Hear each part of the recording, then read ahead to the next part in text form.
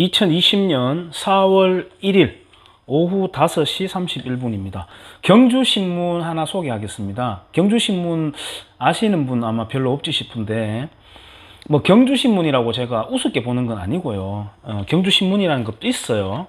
있고 주간지입니다. 일주일에 한 번 나와요. 한 번 나오고 제주도에서도 한 분인가 두 분 받아보는다고 하더라고요. 아마 뭐 경주 출신이거나 뭐 그러시겠죠. 뭐 서울로도 신문이 올라가고 그렇습니다. 서울에도 재경 경주 향후회 같은 게 있고 그러니까. 아무튼 그 경주 신문도 제가 일주일에 한 개 오는 건데 보는데요. 이 경주 신문에 이제 이번 주 거예요, 이 신문이. 그래서 여기에 보면은 개인의 의견을 올리는 데가 있습니다. 오피니언란이죠. 일종의 사설이 있고 그 옆에 이제 개인 칼럼인데, 정승현이라고 하는 수석 연구원이다. 한국건설기술연구원 돼 있습니다. 이게 돼 있고, 제목인즉 자기 비하의 역사, 국난 극복의 DNA라고 하는 제목의 칼럼이 실렸는데요. 제가 어떤 특정인이 글을 남기거나 뭔가 영상을 남기면 그걸 가지고 씹어 뜯고 비판하는 것은 굉장히 쉬워요, 사실.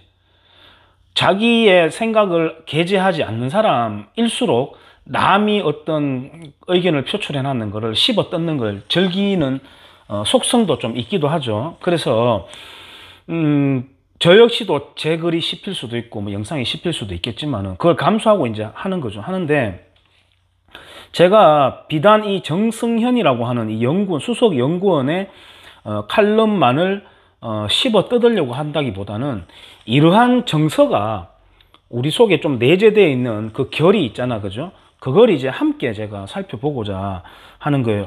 요지인즉 뭐냐면은 우리 한국인들은 자기 비하가 너무 많다. 예를 들어 이런 거 있잖아요. 왜 조선 놈들은 안 돼, 뭐 맞아야 돼, 뭐 이런 거 있잖아요. 그런 비하가 있다.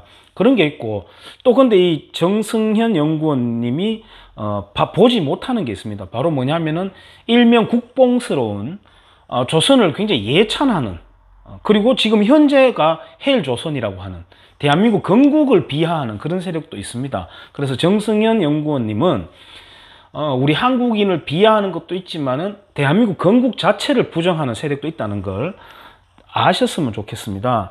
이 내용을 한번 읽어볼게요.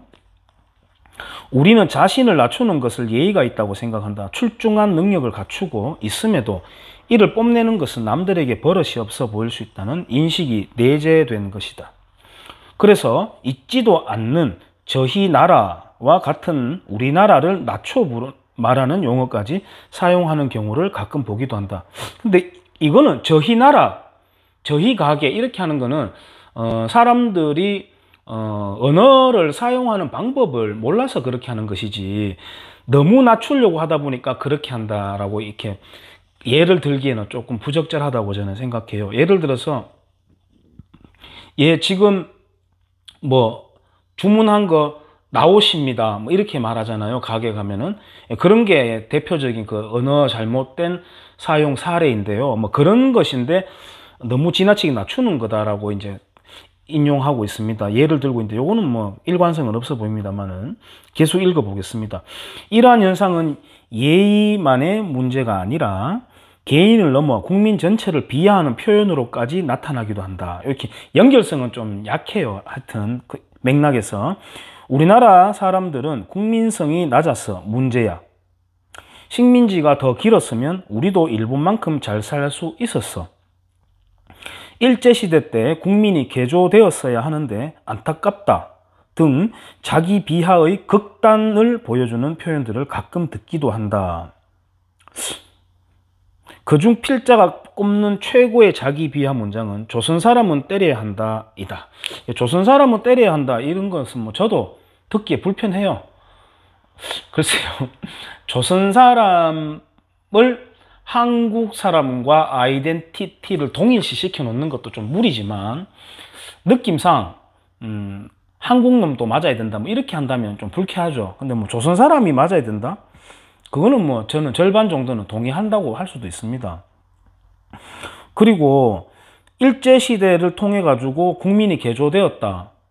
잘 사는 근대화를 이루었다. 예, 결과적으로는 그렇습니다. 동기는 일본이 조선 사람을 사랑해 가지고 한 건 아니죠.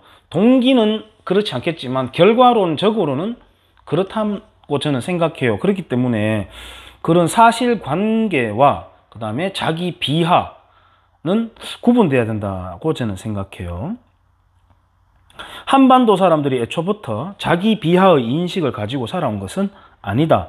일제 식민 지배 시기를 거치면서 이러한 풍조가 널리 퍼진 것이라고 본다. 이거는 또 뭐죠? 뭐 기승전 반일인가요? 자기 비하의 역사가 있다면 무조건 반일로 갖다 붙이는 그런 버릇들도 있습니다. 자기 비하의 인식을 가지게 된 게 일제시대를 거쳤다. 이렇게 이야기하고 있습니다. 글쎄요. 그리고 조선에 대한 비판을 하는 게 나에 대한 비하다. 이렇게 동일시 시킬 필요는 없다고 봅니다. 그런 무리는 할 필요가 없다고 저는 생각해요. 조선은 중국 명나라의 법전인 대명률에 의거하여 죄의 경중에 따른 태장도유사라는 형벌 체계를 가지고 있었다. 당시의 형벌은 볼기짝을 때리는 태형과 장형, 노역형인 도형, 멀리 유배를 보내는 유형, 그리고 사형으로 구분되어 있었다. 이는 중국과 일본 등 인근 동아시아 지역 국가의 보편적인 형벌 제도로 우리의 경우 갑오개혁 이전까지 유지되었다. 하지만 서구화되는 제도에 부응하기 위해 대한제국에서는 갑오개혁을 통해 재판소 설립하고 법관을 두는 근대적인 사법제도를 마련하였으며 사람을 때리는 비인격적인 태형은 1895년 폐지하였다. 그러나 일본이 대한제국을 강제 병합한 뒤 조선 총독부는 1912년 3월 조선 태형령이라는 치욕적이고 민족차별적인 법령을 제정하여 그들이 이미 일본에서도 폐지한 태형을 되살려 조선인에게만 이를 적용하였다. 이때부터 조선인은 때려야 한다는 말이 생겨났다.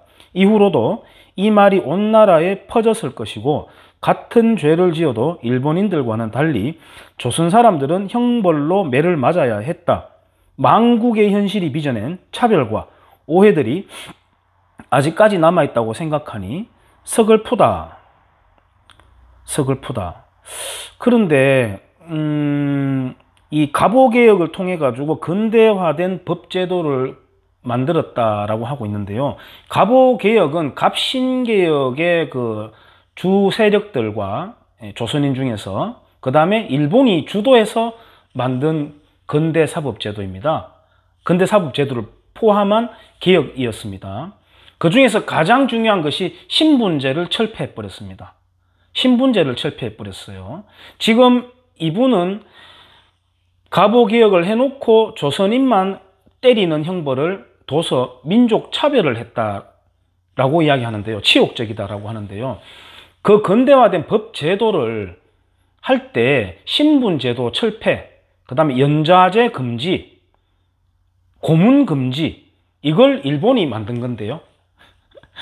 그러면은 다시 조선인만 때리는 형벌을 만들었다. 그래서 민족차별이라고 한다면 그 전에 같은 백성끼리 노비 제도를 만들어 가지고 같은 백성끼리 한 3대 7 비율로 노비 삼아서, 옆집 친구도 노비의 자식이면 노비인 거죠. 그렇게 살았던 그 야만적인 거를 먼저 비판해야 되지 않습니까? 먼저 비판해야 되죠.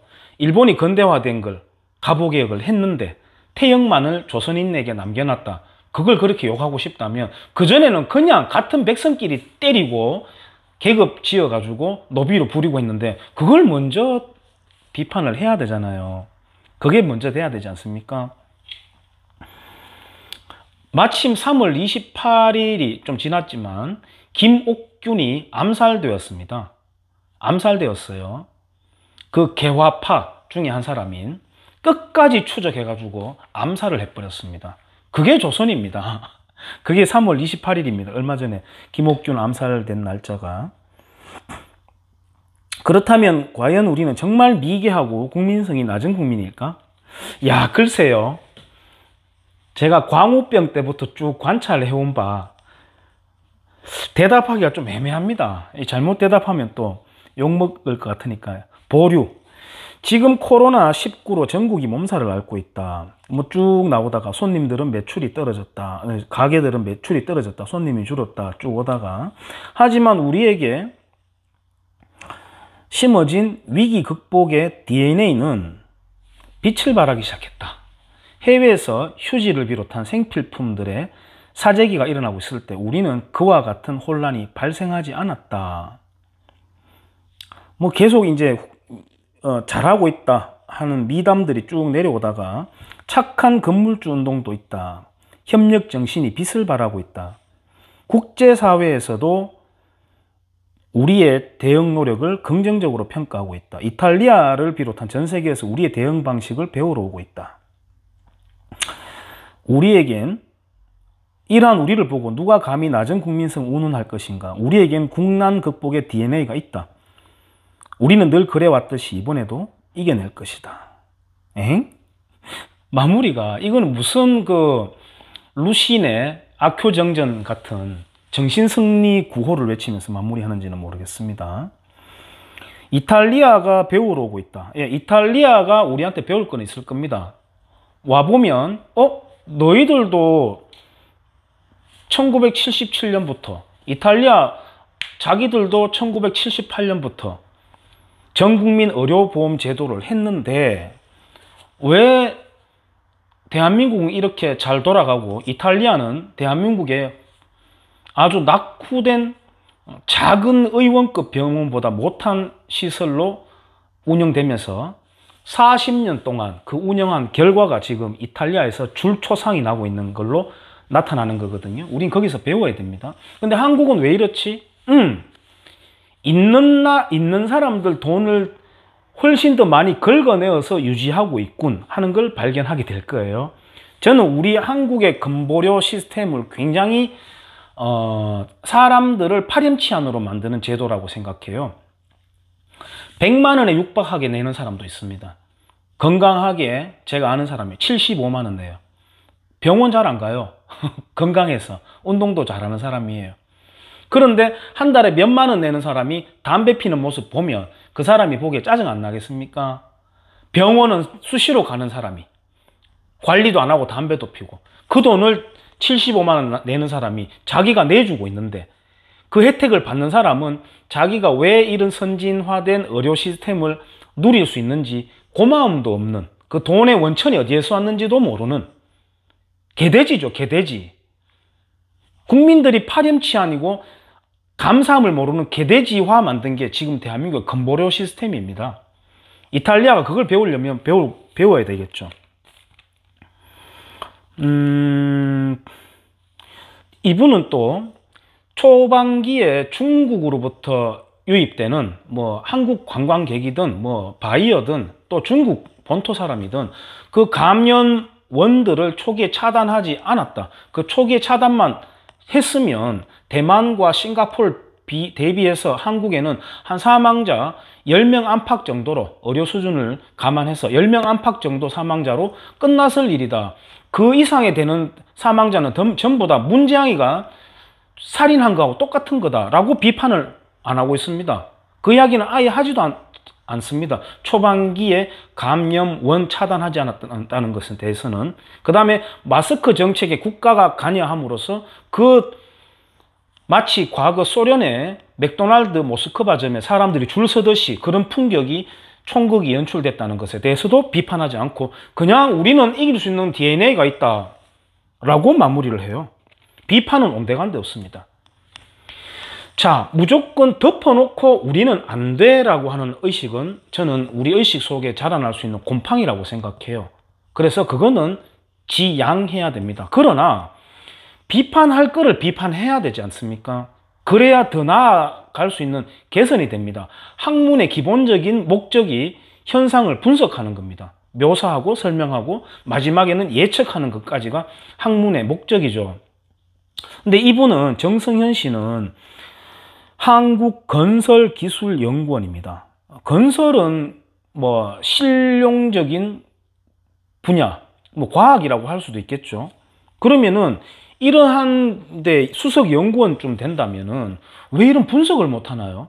그 역학적인 아주 간단한 초급적인 그런 역학적인 분석을 왜 못 해내죠?